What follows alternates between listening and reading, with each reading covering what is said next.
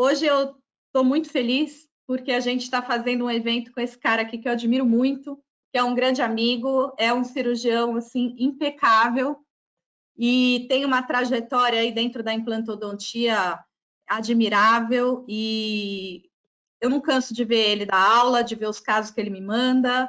Então eu convido a vocês a assistirem esse amigo que é o Sérgio Jaime, que é doutor em reabilitação oral, mestre em implantodontia, especialista em prótese e é o presidente da Academia Brasileira de Osseo-Integração. Então, pessoal, ano que vem teremos a BROS, hein? Teremos a BROS em outubro. Marquem na agenda de vocês aí que o congresso está incrível. E o Sérgio vai vir falar para nós sobre reconstruções ósseas em maxilas atróficas. Desafios e limites. O palco é todo seu. Bom, gostaria de agradecer a Geistli, a todos aí da organização, aos colegas que estão falando junto comigo e a vocês que estão nos assistindo. Né? Falar de reconstrução óssea em maxila atrófica é uma coisa difícil, né? Porque hoje em dia nós temos várias alternativas. Então, é uma coisa complicada de falar de reconstrução óssea de maxila. Por quê? Nós temos várias linhas de raciocínio hoje em dia, né? Então, quais as alternativas de tratamento que nós temos? Fazemos reconstruções ósseas. O que é mais previsível? Nós temos o All-on-4, temos os implantes zigomáticos e as reconstruções. Então, se eu fosse dar essa aula para vocês há 20 anos atrás, eu só iria falar de osso autógeno, 20, 30 anos atrás. Era somente isso que nós fazíamos. Então, o All-on-4 funciona? Lógico que funciona.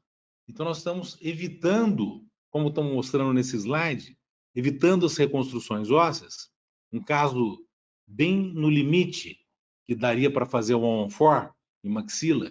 Então, pacientes com sinusites. Então, nós estamos evitando maiores problemas, como as reconstruções em seios maxilares, né? Então, essa técnica do All-on-4, ela funciona. Tem as suas limitações? Tem.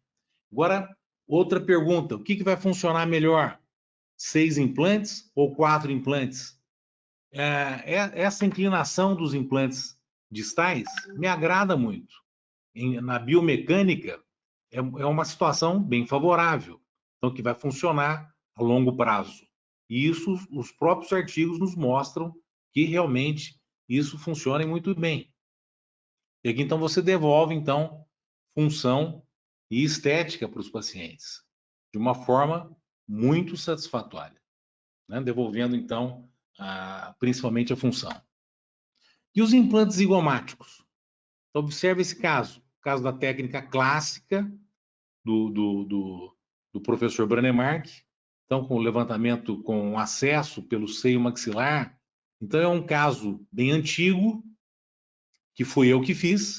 Então, observe aí, nessa época, em 1999, as tomografias eram tímidas, ruins, precárias, era difícil de fazer planejamento, e é um caso que ficou, era dessa forma, e está aí, né? Um caso já reabilitado, com 4 implantes na região anterior e 2 zigomáticos na região posterior, funcionando, então, desde 1999 até hoje, com 20 anos em função. Funciona? Lógico que funciona. E funciona muito bem. Tanto que esse caso está em função até hoje há 21 anos. Agora, o problema é quando começa a dar os grandes problemas, como comunicação bucosinusal, como retração da parte de tecido mole, quando se usa os implantes fora do seio maxilar, no acesso extraoral, como muitos preconizam, e não é que eu sou contra os implantes zigomáticos. Existem outras opções. Tanto que eu não sou contra, que eu também faço implante zigomático. E aqui só para ilustrar um dos grandes problemas. Olha só essa citação de um implante que penetrou no intracerebral, no cérebro do paciente. Então, foi um caso que foi publicado no Diome em 2010. Isso foi um alvoroço total para a época. Lógico que existe cirurgiões e cirurgiões. Com certeza, esse profissional não estava preparado para fazer essa técnica. Então, tudo tem que ter um certo planejamento, né?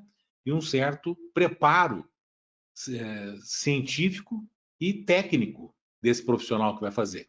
Aqui um outro caso que foi eu que fiz, que fracassou um desses implantes. Isso foi feito em 2005, 5 anos depois, foi feito em 2000, 5 anos depois, pólipo gigantesco. O que aconteceu nesse caso? Comunicação buco-sinusal. A nossa boca é contaminada. E o que pode ocorrer?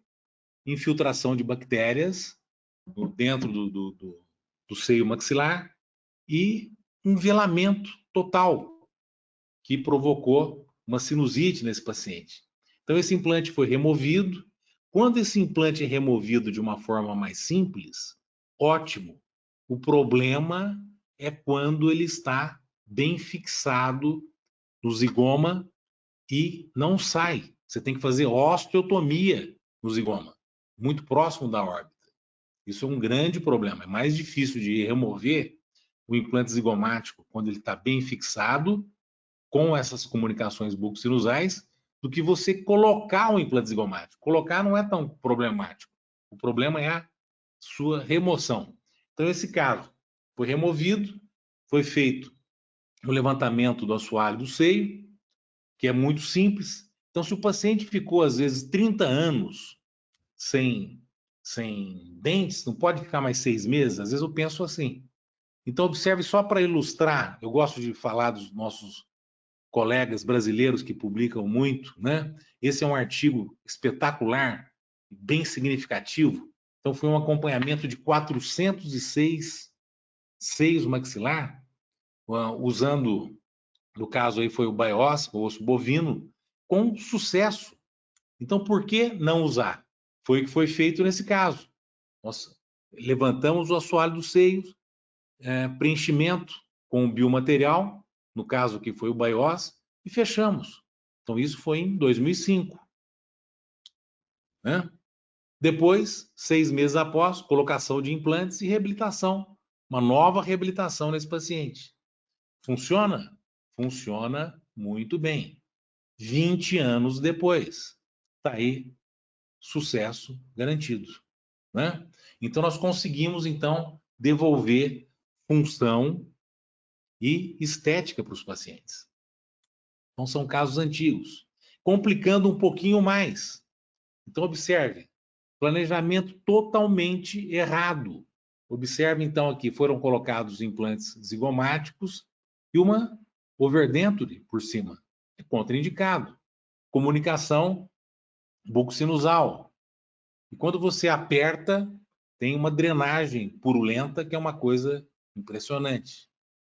E quando você vai remover esses implantes, aí é que vem os grandes problemas, né? Você tem que colocar broca, normalmente tem que fazer isso em hospital. Em hospital você não tem alta rotação, somente o nosso motor elétrico de implantes que a gente leva para o hospital. Então é tudo mais complicado. Então você tem que usar fresas, brocas, cinzéis, martelos e tentar luxar esses implantes. Então, o estrago é muito grande. Então, o desgaste emocional, físico do profissional, do paciente é muito grande. Então, aqui, a remoção desses implantes. Não me pergunte, que eu não sei que marca que é esse implante. Nós curetamos, fizemos uma bela de uma faxina naquele seio maxilar, né? E vem os futuros problemas. As comunicações bucosinusais. Para fechar isso é muito complicado. Então, observe 28 anos depois, 28 dias depois, essa comunicação. Como é que tem que fechar isso? Por que se dá essa comunicação? Porque você não tem suporte, você não tem rebordo. Então, o tecido mole é muito mais fácil de fazer essa perfuração, essa comunicação. Nós temos que fazer girar esse retalho. Então, nós fazemos uma esfoliação, tira o epitélio de onde que você quer que cola um tecido no outro, né? E giramos esse retalho. Aí você faz a sutura, deixando periósteo naquela região e mostrando depois, 21 dias depois, ele é totalmente fechado. Às vezes você tem que fazer esse tipo de procedimento 2, 3 vezes para conseguir um completo vedamento dessa região. Então é uma coisa que causa um estresse muito grande. E então eu uso o implante zigomático em procedimentos que eu não quero fazer grandes reconstruções, em pacientes mais idosos, que eu quero uma coisa mais rápida, né? Eu acho a reconstrução, eu não sou o dono da verdade, é só um modo como eu penso, que é mais fisiológico a reconstrução. Eu estou devolvendo aquele osso que foi reabsorvido. Então, aqui, um outro caso de formação de aspergiloma, que é um artigo que eu publiquei, devido à comunicação bucosinusal, então, formou-se fungos dentro do seio maxilar. Então, observe aí, então, esse implante tem que ser removido. Isso foi uma aluna no meu curso de cirurgia avançada que levou essa paciente, um paciente que veio do Nordeste, e fizemos, inclusive, lá na própria clínica com sedação. Foi possível a remoção desse implante, que é mais complicado. Então, vocês observem então, a osteotomia, aqui dá para ver, nesse slide da direita, né, até as espiras, né, onde estava esse implante. E no slide de baixo, vocês observam, então, o fungo, o aspergiloma. Aí mandamos fazer análise e foi constatado mesmo que era o fungos, né? Aspergillus fumigatus.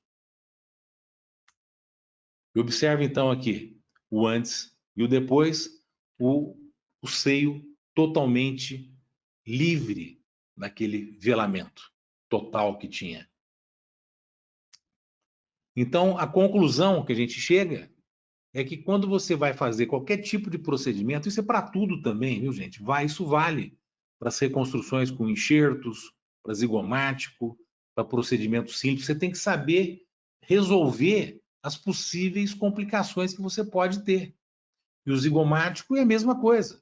Se você tiver uma complicação, ou você resolve com reconstrução, resolve com outro zigomático. De alguma forma, você tem que saber dar uma solução para esses casos. O que acontece, então, quando a gente não faz essa reconstrução prévia? Que a maioria dos nossos pacientes que chegam no nosso consultório, ele necessita, de alguma forma, de algum tipo de reconstrução, ou de tecido duro, ou de tecido mole. Isso que nós temos que saber enxergar, nós temos que saber fazer um planejamento tridimensional adequado para termos sucesso a longo prazo. Então, os materiais que a gente normalmente nós usamos para as grandes reconstruções, que é realmente o meu tema de hoje, são as hidroxapatitas, osso autógeno, membranas, telas, fatores de crescimento, que está muito na moda agora também, o PRF, né? Os agregados plaquetários que todo mundo está usando. Não vale a pena lembrar os trabalhos clássicos de literatura, Brené e seus colaboradores, 1975. Então, o osso autógeno funciona? Crista ilíaca. Observe, então, o antes e o depois. Funciona e funciona muito bem. Então, esse osso autógeno em maxilas altamente reabsorvidas, que nós não temos mais osso medular, é necessário algum tipo de indutor, ou através de osso autógeno, ou através de fatores de crescimento. É 100% necessário, gente. Então, o que eu aconselho quando vocês querem ter sucesso garantido é associar 40%, 50%, que é o padrão, né? Ou então, pelo menos, no mínimo, 40% de osso autógeno. Eu sempre prefiro o 50%. Outro fator muito importante é você saber fazer a manipulação do tecido mole. O maior problema que eu vejo nos meus alunos é o acesso, ou seja, a incisão e o fechamento. Então, nós temos que saber trabalhar com esse tecido mole. Então, hoje em dia existe soft brushing, que são instrumentais próprios para você fazer esse esticamento, entre aspas, né, do seu tecido mole. Mas eu tenho tudo isso aí, mas eu sempre acabo indo para a minha lâmina de bisturi e às vezes eu uso e dou acabamento com a lâmina de bisturi, esticando esse tecido. É muito importante também as suturas internas com fios reabsorvíveis e também as suturas externas. Normalmente eu uso o fio Citoplast. No meu modo de ver, ele tem uma elasticidade fantástica. Então, ele acompanha o edema do paciente, os possíveis edemas que esse paciente possa ter. Depois, ele regride, de acordo com que vai regredindo aquele edema. Então, isso é muito importante também, os materiais que nós vamos usar. Então, quando chega a casos complicados, o que nós temos que ter em mente? O que nós vamos usar? Qual tipo de incisão? Quais os biomateriais? Se é o osso autógeno acompanhando o biomaterial ou se são os fatores de crescimento, tipo BMPs, que vai acompanhar esse nosso biomaterial. O biomaterial é o ósseo condutor. Ele é sempre necessário. Nós não podemos fazer essas grandes reconstruções sem os nossos biomateriais. Aqui, falando em tela de titânio, um artigo que eu publiquei em 2018, que quando eu uso o fator de crescimento BMP2, por exemplo, a tela é bem indicada, né? Porque eu necessito de células que vêm do periósteo. Aqui mostrando, então, tela de titânio quando a incisão foi errada. Caso feito no meu curso, às vezes você vira as costas um pouquinho e acontece alguma desgraça naquele ponto que você virou as costas, né? Então, tem exposição, você deve remover o mais rápido possível. Outro artigo que eu publiquei em 2015, mostrando, então, a proteína morfogenética acompanhando os biomateriais mais a tela de titânio. Outro artigo, 2016, mesma coisa, fatores de crescimento com biomateriais. E aqui, como que ele age? Ele atrai a célula mesenquimal. A célula mesenquimal vai se transformar em osteoblasto, não tendo a necessidade de você remover o osso autógeno de outro lugar. É somente isso. Se você não tem os fatores de crescimento, que você pode comprar, né, a BMP2, você vai remover o osso autógeno. Então, como nós fazemos isso? Normalmente, as minhas incisões são a distâncias, eu tenho que proteger a minha área operada. Então, aqui fazendo uma incisão bem à distância, embaixo do lábio, seio maxilar bilateral. Normalmente, em hospital, com o paciente entubado pelo nariz, você tem uma pressão de dentro para fora no seio maxilar. Então, normalmente, eu faço uma perfuração acima da área que eu vou fazer o meu enxerto. Ele perde essa pressão. Essa pressão é devido ao óxido nitroso. O paciente está entubado pelo nariz. Você faz essa perfuração longe do seu enxerto, da sua cavidade, do seio maxilar, aí você levanta com mais facilidade. Se você não faz essa perfuração, você tem uma pressão interna de dentro para fora que pode promover a ruptura dessa membrana. Aqui o preparo do biomaterial, que demora 15 minutos dentro do vidrinho, depois no colágeno mais 15 minutos, então o tempo total é meia hora. Aí você leva em contato com o osso remanescente e depois vem o biomaterial. No caso aí foi o BIOS, nós vamos fazendo por camadas. As suturas internas, foi colocado a tela de titânio, suturas internas com fios reabsorvíveis e o citoplaste na sutura externa. Então aqui dá para observar de grande diferença, né? Do início para 6 meses, então nós temos um ganho de volume bem expressivo. 6 meses depois, a remoção, e dá para observar aqui então o antes e o depois, então um ganho muito expressivo em volume, tanto vertical quanto horizontal. Aí sempre seguindo o nosso guia, eu gosto muito do guia multifuncional, a colocação de 6 implantes, bem posicionados, paralelos, e o paciente já reabilitado, devolvendo, então, função e estética. E não podemos esquecer da dimensão vertical, que é muito importante para o conforto desse paciente. Um outro artigo, 2014, falando de membranas, um acompanhamento de 70 casos. E quando essa membrana expõe, o que nós temos que fazer? A remoção, senão você vai ter problema, né? Então, membranas de tipo citoplástico, por exemplo, expôs o ciclo da osteogênese, pessoal, demora-se 21 dias. 21 dias depois, você pode remover essa membrana. Essa remoção não significa que você vai perder totalmente o seu enxerto. Você pode perder parte desse enxerto, né? Então, no caso aqui, todos aqueles grânulos soltos são enxerto contaminado, que você deve lavar, né? E remover o mais rápido possível. Quero mostrar um caso para vocês de osso de banco, que, no meu modo de ver, parece que está em um certo desuso, né? O osso de banco, muita gente nem fala mais nisso. Esse foi um caso que apareceu na minha clínica. Então, essa paciente foi fracasso de osso de banco, exposição do osso de banco, isso cheira mal, traz um desconforto muito grande para o paciente. E o problema do osso de banco é que ele reabsorve, ele destrói o osso remanescente também. Isso é um grande, pode ter complicações mais graves. Então, nesse caso, só tinha osso basal, totalmente não para prótese móvel, prótese total, que de jeito nenhum. Então, observe onde foi feita a nossa incisão. Então, embaixo do lábio, como naquele caso anterior, eu tenho que ter tecido para cobrir. Aqui, nesse caso, foi destruído até a fossa nasal. Aqui um retoque no seio.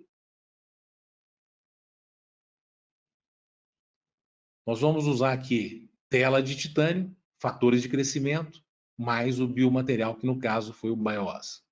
Então, a fixação das telas. Dentro da fossa nasal, nós vamos usar o BioOss em bloco e injetar BMP dentro desse bloco. Preparo aí do BMP2, injetando dentro do bloco de BioOss, preenchimento do seio, fazendo as perfurações para aumentar a vascularização, aplicação da proteína morfogenética, o preparo do biomaterial. Então, foi uma quantidade gigantesca de biomaterial.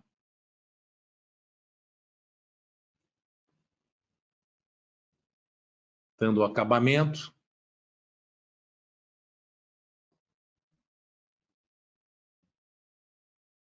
E o fechamento. Então, imagina fechar isso aí. Deve ter sido um ganho de uns 20 milímetros. Parece que travou aqui, meu.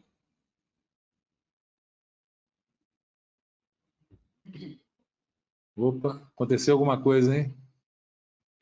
Sérgio, eu estou vendo sua tela, estou vendo você. Quer colocar de novo na apresentação? Boa, peraí. Tá. Então, observem aí, então. Fechamento. Nós temos que descolar até o palato mole, puxar tudo isso para baixo. Por isso que a sutura é muito importante. O ganho foi bem expressivo. Observe que não houve exposição 6 meses depois. A colocação dos implantes. Aqui eu cometi um erro, devia ter removido essa tela antes. Como não foi carga imediata, eu vou remover essa tela quando for a reabrir esses implantes. Foi o que foi feito. 45 dias depois. Observe, então, os implantes bem posicionados. A reabertura, 6 meses depois. Prótese provisória, em 2012, em acrílico.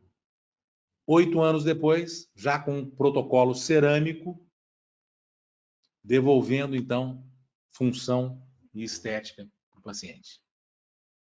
Então, uma prótese super bem adaptada, devolvendo, então, essa função estética. O paciente super feliz, todo mundo fica feliz. Eu queria mostrar mais um caso para vocês, como nós temos feito agora, a maioria dos casos. Então, seio bilateral, observe o grau de reabsorção óssea.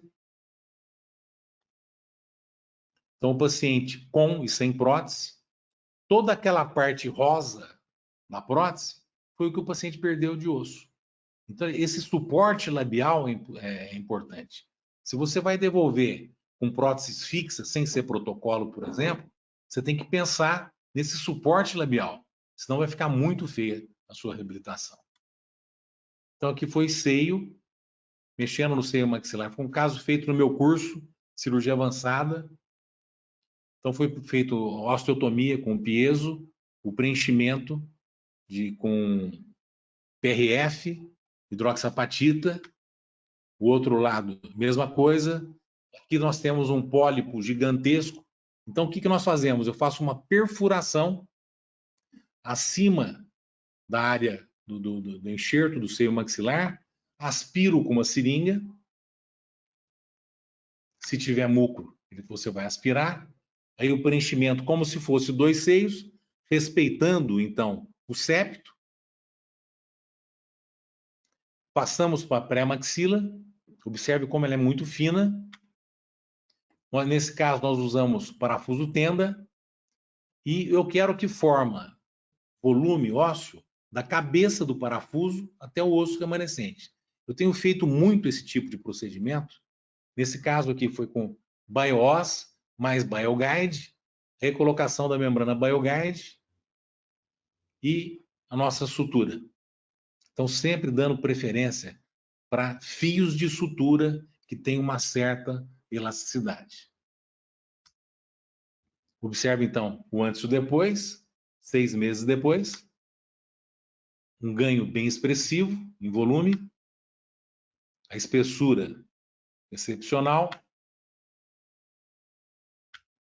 E aqui, na hora de colocação dos nossos implantes, 6 meses depois, observe o antes e o depois. Remoção daqueles parafusos tenda. Então, um ganho bem expressivo. Houve travamento, usando então o guia multifuncional, colocação de 8 implantes, no caso que não cabia nada, foi colocado 8 implantes e carga imediata.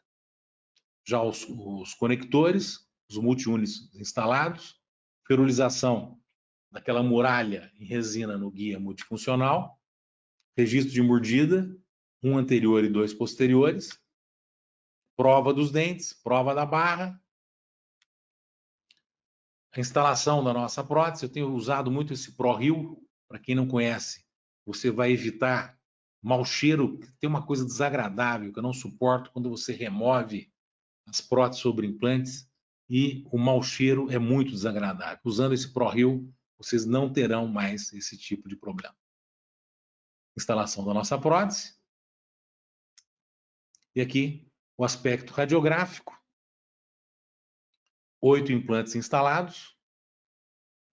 O paciente, então, reabilitado, devolvendo, então, função e estética para o paciente.